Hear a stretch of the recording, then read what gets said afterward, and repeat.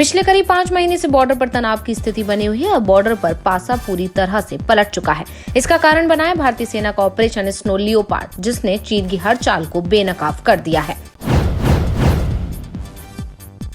दक्षिणी पश्चिमी रेलवे ने कहा कि पहले किसान रेल कर्नाटक के बीच 19 सितंबर से 19 अक्टूबर तक चलेगी। दक्षिण पश्चिमी रेलवे के मुताबिक किसान रेल मल्टी कॉमोडिट और मल्टी कंसाइडर्स वाली ट्रेनें हैं। यह ट्रेन मैसूर, हुबली और पुणे से होकर गुजरेंगी और 5 यात्राएं करेंगी।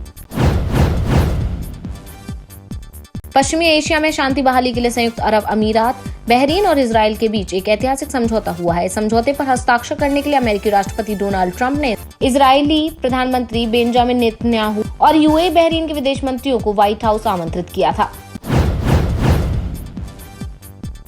सेंसेक्स 50 अंकों की बढ़त के साथ 39,000 के ऊपर खुला। वहीं निफ्टी में भी 18 अंकों की बढ़त है और ये 11,540 के ऊपर टिका हुआ है। लेकिन निफ्टी बैंक की आज सुस्त शुरुआत होते दिखी और निफ्टी बैंक के 40 अंक की गिरावट के साथ कारोबार कर रहा है। संसद में मानसून सत्र के दौरान सरकार ने पूछा गया कि पिछले 6 महीने में कितनी बार सीमा पर पाकिस्तान और चीन की तरफ से घुसपैठ की घटना को अंजाम दिया गया है। इस पर गृह राज्य मंत्री नित्यानंद राय ने राज्यसभा में बताया कि पिछले 6 महीने में भारत चीन सीमा पर कोई घुसपैठ की सूचना नहीं है, जबकि पूर्वी लद्दाख में भारत चीन सीमा पर दोनों देशों के बीच लंबे समय से सैन्य गतिरोध बना हुआ है। दोनों पक्षों के सैनिकों के बीच रुक रुक कर झड़प की खबरें भी सामने आ रही हैं। देश में वायरस के मामले 50 लाख के पार पहुंच गए। इसको लेकर राहुल गांधी ने आज सुबह ट्वीट करके कहा कि कोरोना काल में बीजेपी सरकार ने एक से एक ख्याली पुलाव पकाए हैं। देश में संक्रमण के कुल मामले 50,20,359 हो गए हैं। पाकिस्तान की अदालत ने मंगलवार को पूर्व प्रधानमंत्री नवाज शरीफ के खिलाफ गैर जमानती वारंट जारी किया, क्योंकि वह भ्रष्टाचार के एक मामले में दोषी करार दिए जाने की अपील की सुनवाई में पेश नहीं हुए थे। कोरोना काल में निर्यात के मुकाबले देश के आयात में ज्यादा गिरावट आई है और अगस्त में भारत के निर्यात 12.66% घटा है, जबकि आयात में 26.04% की गिरावट रही। भारत ने बीते महीने अगस्त में 22.70 अरब डॉलर की व्यापारिक वस्तुओं का निर्यात किया, जबकि एक साल पहले इसी महीने में देश में 25.99 अरब डॉलर मूल्य के व्यापारिक वस्तुओं का निर्यात हुआ था।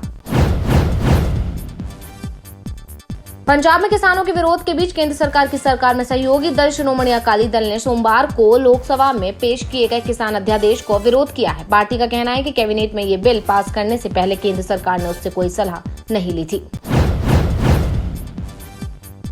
देश में पिछले 24 घंटों में कोरोना के 90,123 नए मामले आए हुए हैं और वहीं 1,290 लोगों की इस महामारी के कारण जान चली गई है। देश में कुल पॉजिटिव मामलों की संख्या बढ़कर 50,20,360 हो गई है, जिसमें 9,95,933 मामले एक्टिव हैं और 39,42,361 कोरोना मरीज ठीक हो चुके हैं। अभी तक कोरोना से कुल 82,066 मौतें हो चुकी हैं। देश और दुनिया की बाकी खबरों के लिए देखते रहिए इंस्टाफीड।